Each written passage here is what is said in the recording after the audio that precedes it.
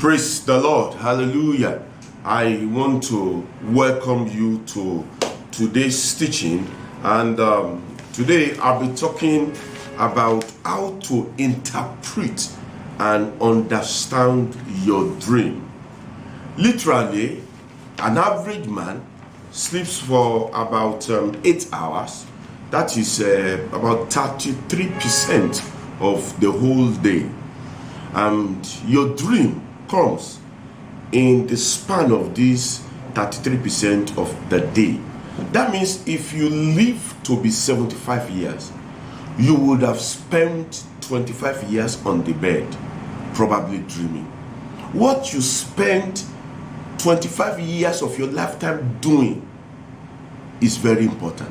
That's why it is important for you to know how to interpret and understand your dream. The Bible told us in the book of Job, chapter 33, it says, "For God speaketh once, yet twice, yet man perceiveth it not. In a dream, in a vision of the night, when deep sleep falleth upon men, in slumberings upon the bed, then he opened the ears of men, and sealed their instruction." Verse 17 in the New Living Translation, verse 17 says, "He makes them turn from doing wrong. He keeps them from pride." That tells you what God can do through dream. He can instruct you. He can turn you away from danger.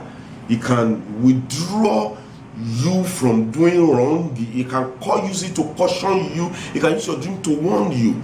You see, actually, dream emanate from about three major sources. Three sources. Dream may come from God. Those are the dreams that can offer us guidance, and especially when you need direction. Two, dreams can also come from can be a product of your own imagination. The Bible told us in the book of Ecclesiastes chapter 5 verse 3 that dreams come from multitude of business. What you are thinking of, what you are imagining during the day can be the major reason for the dream that you are having. And number three, dreams can be from the demonic world. It could be a revelation of what is happening in the dark world of the spirit. Now, remember, we are talking about how to interpret and understand dreams. Now, because of this importance of dreams, if we live without understanding our dreams, we may become victims of a lot of things, a lot of demonic plans. That's why you need to. Now, I'm going to do this teaching in series. This is just part one. And in this first part, I want to emphasize to you that not all dreams, take note, not all dreams deserve your attention. I'm going to tell you three types of dreams that does not deserve your attention. Number one, dreams that you have when you are sick, when you have acute malaria, when you have high fever, or when you are suffering from depression. Most of those dreams are simply abnormal, meaningless, and are not supposed to be taken seriously. In fact, when you, by common sense, look at those dreams, you'll find out that they are not supposed to be taken seriously. Number two, dreams that you have when you are using medications like antidepressants, some antibacterials like cotrimazole, Septrin, certain antihypertensive, the beta blockers, they can inflict some nightmares. In fact, I know someone very close to me, anytime she takes Septrin, it's bad dream. Bad dream. When I say bad dream, I mean you have a dream, you just see an unknown cutlass cutting people's head, a lot of things that cannot be explained. Number three, dreams that you have when you are intoxicated. Maybe you are the type that drink alcohol, or you taking something that is making you high. When you have dreams during those period, you are not supposed to take those dreams seriously. Now, concerning general interpretation and understanding of dreams. I'm going to share in this first video, I will share with you 3 major principles that you need to know when you want to interpret your dreams. Number 1, it is called the principle of first thought. When you have that dream, what is the first thought that came to your heart as you wake up? That first thought that comes to your heart is a pointer to the meaning of your dream. Write it down. The first thought. Number 2, this is called the principle of first mention. Now, the principle of first mention states that when an issue or a personality, a thing, or a place is mentioned in the Bible, circumstances and conditions and characteristics surrounding that particular thing mentioned in the Bible for the first time will always be permanent with that thing, wherever and whenever it is mentioned. Let me give you an example. The first time snake was mentioned in the Bible, snake was linked with deception, with Satan. You understand? It simply means, according to the principle of first mention, anywhere snake occurs, if you dream of snakes, definitely it's not God talking to you. If you dream of snakes surrounding you, it means that a battle is waiting for you.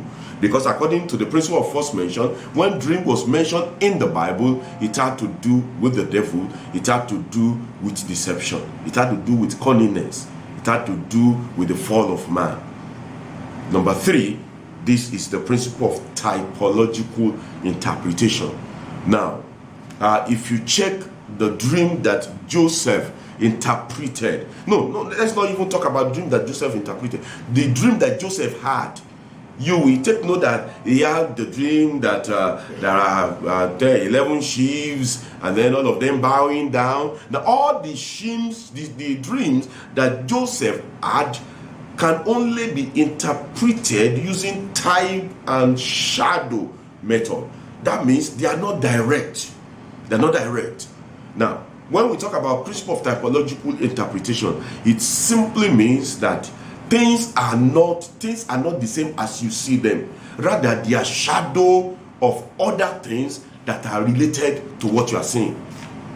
Okay, let me give you an example. Many years ago, I used to have somebody very close to me. We can call him a friend, but not really a friend. And we used to discuss. Okay, we discuss about this, we discuss about that. Then suddenly I had a dream. In the dream, I found out that I was keeping 3 tubers of yam with him. And I said, please help me keep these 3 tubers of yam. And then in the dream, I was led to where he kept these 3 tubers of yam. And I find out that the tubers of yam I kept with him were already decaying.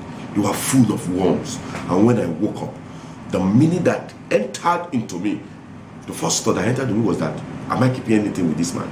Anything I kept with this man will spoil. And God used that to make it mean to me that if we discuss things that are secrets, the secrets will be exposed, the secrets will be evil spoken of. That is typology. You see, typology simply means a situation where you use a noun or an incident or an event to refer to a greater issue or a greater event. Hallelujah.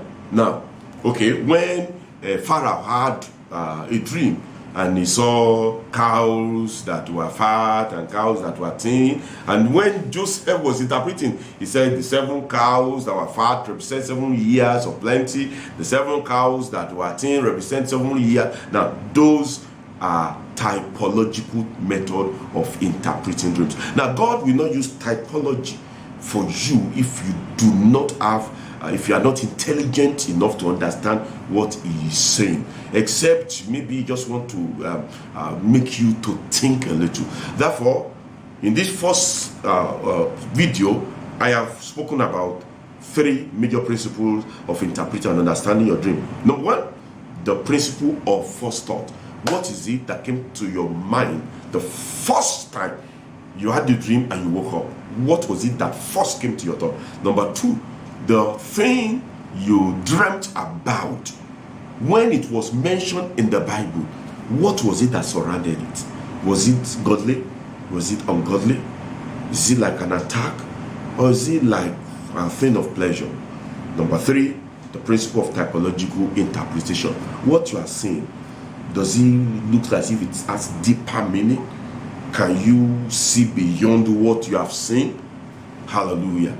I believe that you've been blessed, and I want you to make sure that you go ahead and follow up this teaching on how to interpret and understand it, because the second part of this video will soon drop. I pray for you that in the name of Jesus Christ of Nazareth, God will give you wisdom to walk in his instruction, and in the name of Jesus Christ, you will not be kept in dark, and you will not fall into the trap of your enemy. In Jesus' name, amen.